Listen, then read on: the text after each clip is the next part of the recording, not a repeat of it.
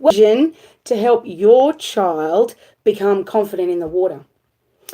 Who am I? I'm Jodie Chandler. My husband and I, Troy, we've run TJ Swim for over 10 years.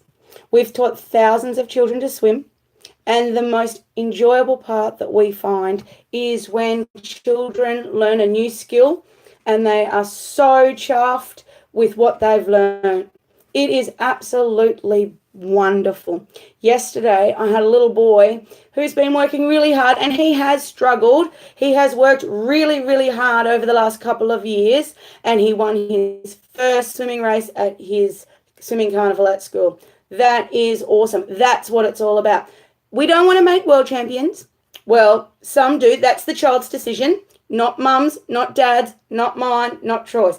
That's the child's decision. If you want to become a world beater, that's a really long road you're going to have to travel, and go for it. Anyone can do it. You just have to work hard.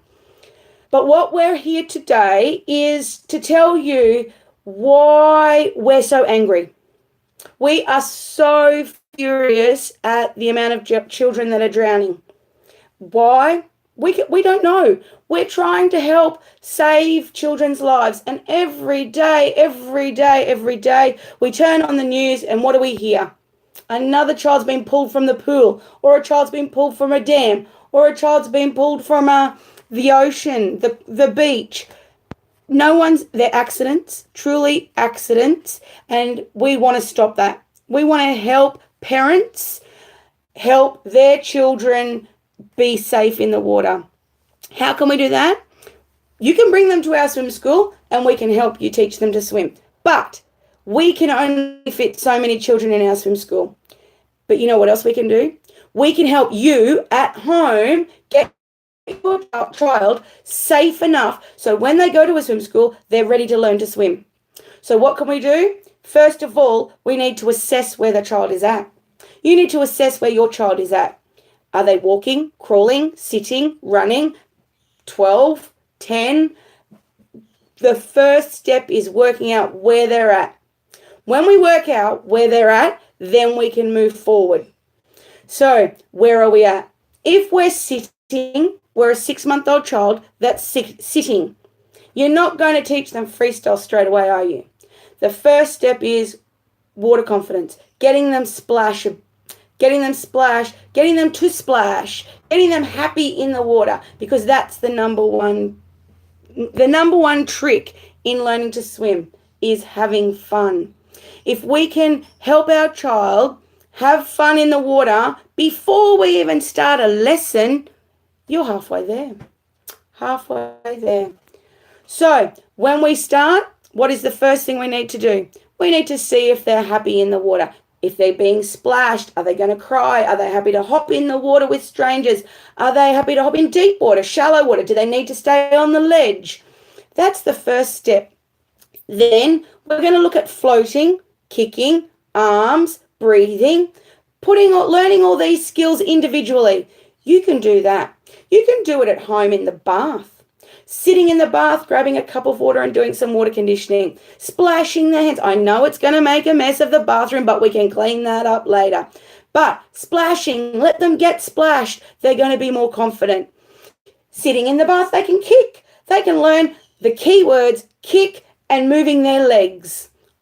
Easy. You can do it.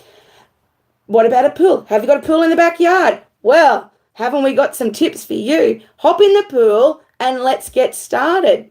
We're going to give you sessions to do, games to practice, ways to make your child feel comfortable and happy in the water. Now, learning to swim, learning water confidence is the same as learning to ride a bike, learning to spell, learning to run. You don't run before you can crawl, stand, walk, then run, do you? Well, don't expect your child to be thrown in the pool and swim a lap of freestyle. It won't happen. It won't happen. I'm telling you now, it won't happen.